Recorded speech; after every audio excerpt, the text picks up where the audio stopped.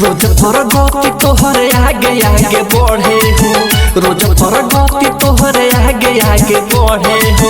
जिया हो हिल बाबू हैप्पी हैप्पी बर्थडे हो, जिया हो हिल बाबू हैप्पी हैप्पी बर्थडे हो, जिया हो हिल बाबू हैप्पी हैप्पी बर्थडे हो, जिया हो हिल बाबू हैप्पी हैप्पी बर्थडे हो। खुश रह दुखवा के बोझ नहीं चढ़े हो, खुश रह दुखवा के बोझ नहीं चढ़े हो। जिया हो हिल बाबू हैप्पी हैप्पी बर्थडे हो, जिया हो हिल बाबू हैप्पी हैप्पी बर्थडे हो, जिया हो हिल बाबू हैप्पी हैप्पी बर्थडे हो, जिया हो हिल बाबू हैप्पी हैप्पी बर्थडे हो। डीजे अरमान, डीजे अरमान।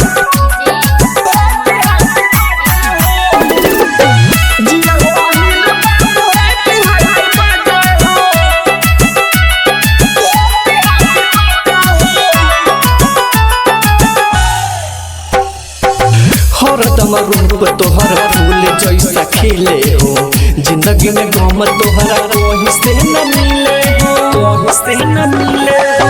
हरदम रूप तोहर फूल जैसा खिले हो, जिंदगी में गम तोहरा कोई से न मिले हो। जितना चाहेला खुशी मिली उससे ज्यादा हो, जितना चाहेला खुशी मिली उससे ज्यादा हो।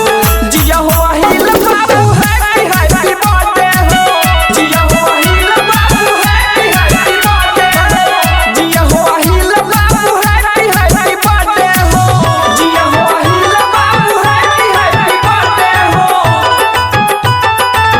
जिया हो हिल डीजे अरमान, डीजे अरमान।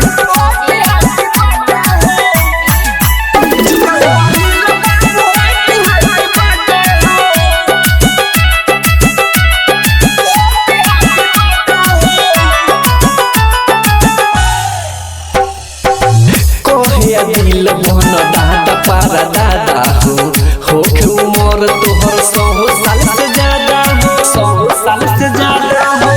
कहे यारी को मोहन दादा पारा दादा हो के उम्र तोहर 100 साल से ज्यादा हो। कहे जोहर जिंदगी कटे मजे मजे हो, कहे दर्पण जिंदगी कटे मजे मजे हो।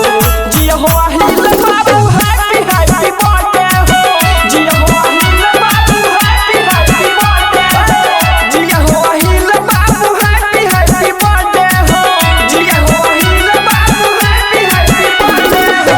Mix by Aradhya recording studio चोरमा।